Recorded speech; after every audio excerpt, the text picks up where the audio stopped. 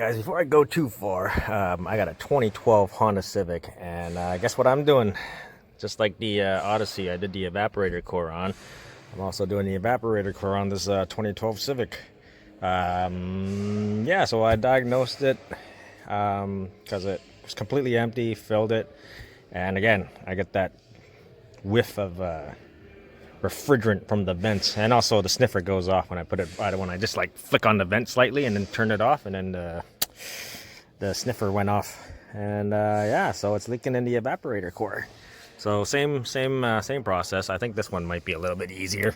You still got to cut out the thing. The bar in the back is actually attached by screws, right? So you got to cut that out. And yeah, we're gonna be removing the evaporator, or not the evaporator box, the air box assembly. So, you know, a couple of screws there, you got some connectors and harnesses that you gotta move out of the way, and this thing should come right out of the front, right? Same thing.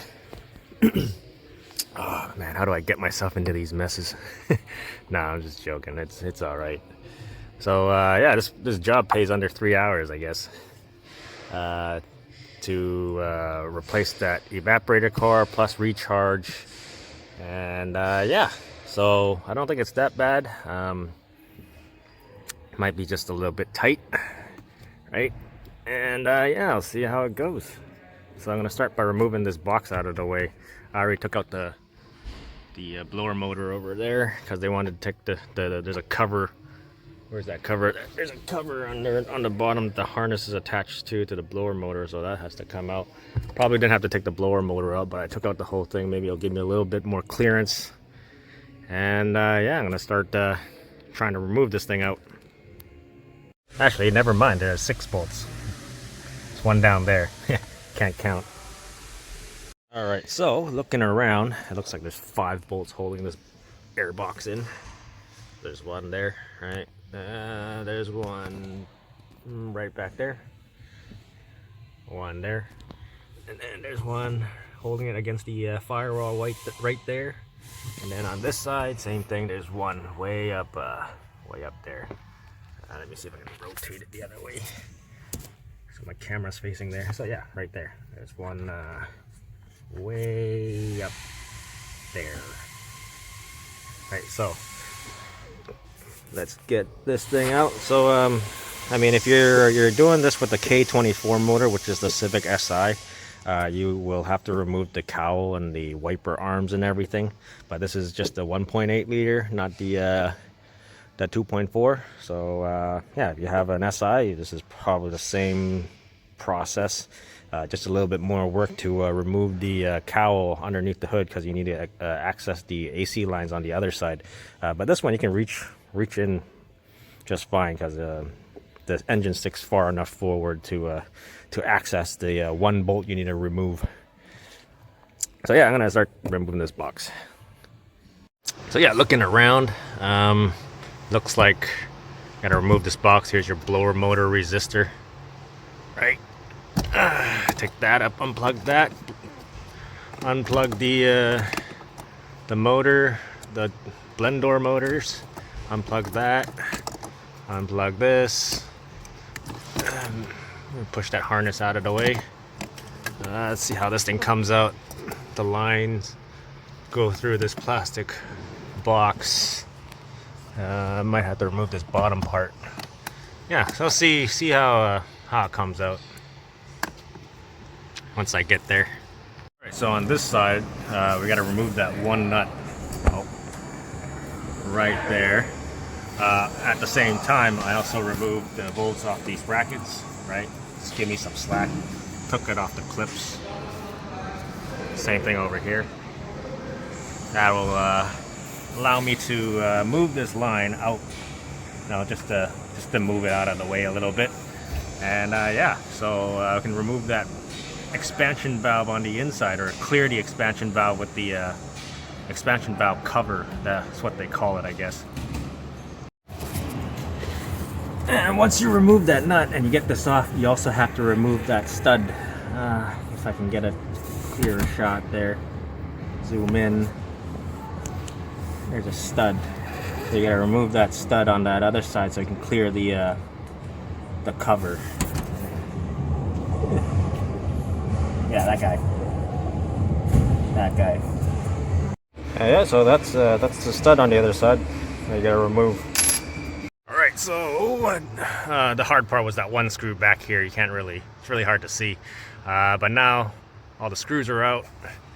Disconnect the, I think this is the temperature sensor for the evaporator cord. I think that's gonna slide out with the evaporator cord once I get this box out. So all you gotta do now is slide this out.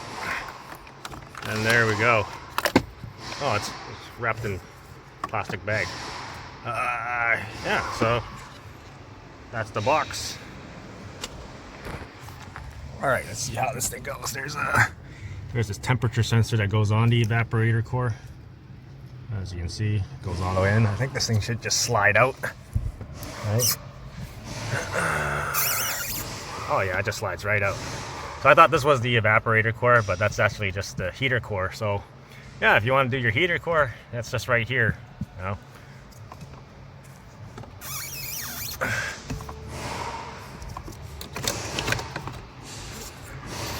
Take a look at this thing.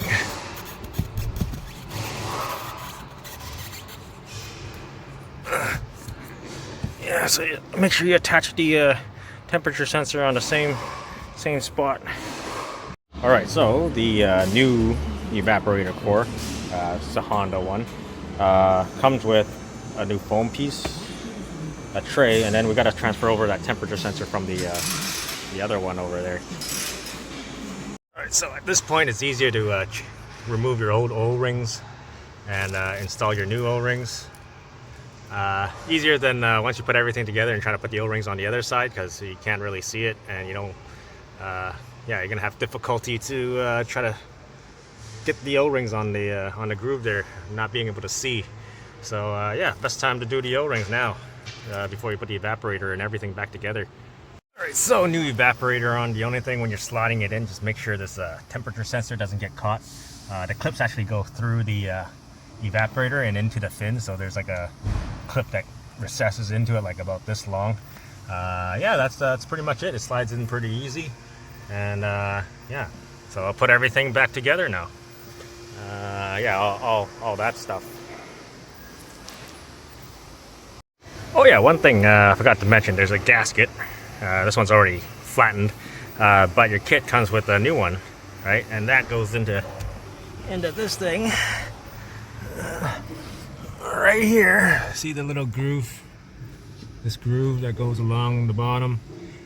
So what that gasket's supposed to do is, because since your evaporator creates condensation and water is supposed to drip out of it, that's basically like a seal, so it doesn't get water into your passenger side floor. So you gotta stick that in there.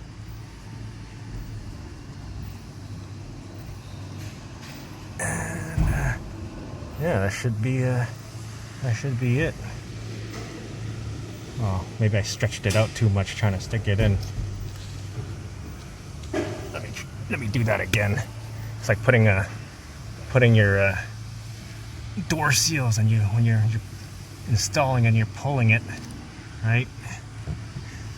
It becomes a little longer, so you gotta compress it a little bit and get it into this groove, and then it'll fit. Oh, wire's in the way, so yeah. So that goes into there. Make sure you put it back, or you might possibly get a water leak in the passenger side, and you got to do this all over again. And when you're routing this temperature sensor that goes on the evaporator core, there's a little divot right in that corner.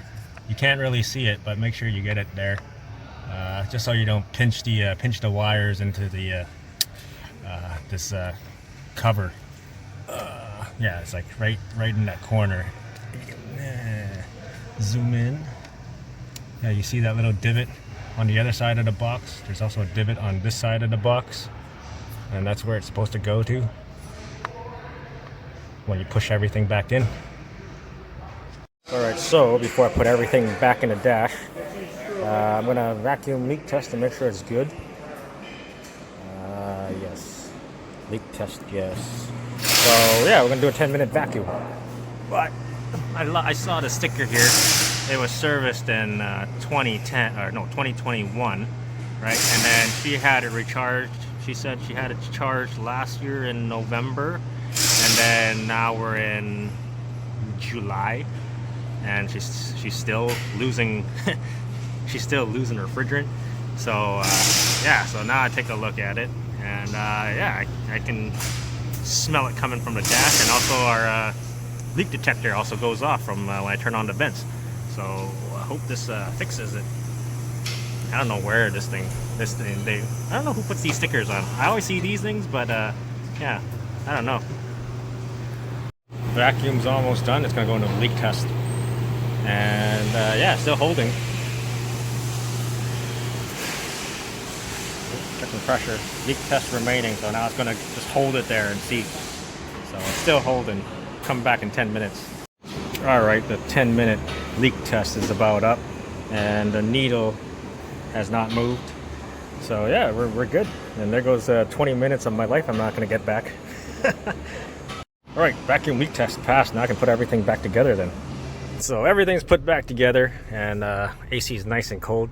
Smells like AC and not like the refrigerant. But yeah, so this customer is actually coming back. There's another repair that I'm doing on it. Came from another shop, and they said they couldn't program the key, but it is actually programmed, but the door locks don't work, right? You can hear. So usually when you program these keys, it programs the key fob as well, but yeah, the door locks don't work. So I looked at it. So what happens is the fob is actually programmed. It's just the MICU is not sending a command to unlock the doors in the relays, or there's a relay, or it sends a command to the relays to unlock whichever doors you're trying to lock or unlock. So on your scanner there is a function test where you check if it's receiving a signal, but it is receiving a signal and it doesn't send out a command to unlock or lock the doors. So what's in between? Your MICU that controls the relays to power up the door locks to lock or unlock the doors. So ordered the MICU. It's on back ordered, and yeah, so MICU is a pretty hot commodity. So don't know when that's coming in, but when it does, I'm also putting that in. And if you haven't watched my CRV video where the MICU was constantly commanding the doors to keep locking the doors and draining the battery that another shop said to replace the driver's door lock actuator, I'll put a link in the description to that video if you want to check it out. It's also me replacing the MICU, and I also tried taking it apart, and yeah, didn't see anything, and they assemble it in layers, I guess. So yeah, on to the next one. My next job is a Honda Ridgeline with torque converter jetter, and guess what? It's a 6-speed automatic, and I'm gonna be probably doing another torque converter, but we're gonna do a triple flush on it and then check and see if there's any software updates before we put a torque converter in. So that's what we're doing. Also, I did that. I did a torque, not a torque converter, a calic converter on it under Goodwill because it's out of warranty. It's also, I think, 160,000 kilometers, but warranty on emissions, I don't know. It seems like it's kind of short. It was 8 years and 130,000 kilometers for your emissions, like your calic converter. So it was out of warranty on that. So we under Goodwill because another shop threw a bunch of parts at it, mass airflow sensors or something like that. So the only thing is just needs a calic converter. So we submitted for Goodwill and got approved, and I did it like, I don't know, almost over a month ago. Now it's back for a torque converter jetter, so we're gonna take a look and see if we can Goodwill that as well. Even though it's not one of our regular customers, we still try, right? And when it does go through, then we get a returning customer. So anyways, hope you like the video, and I'll see you next time.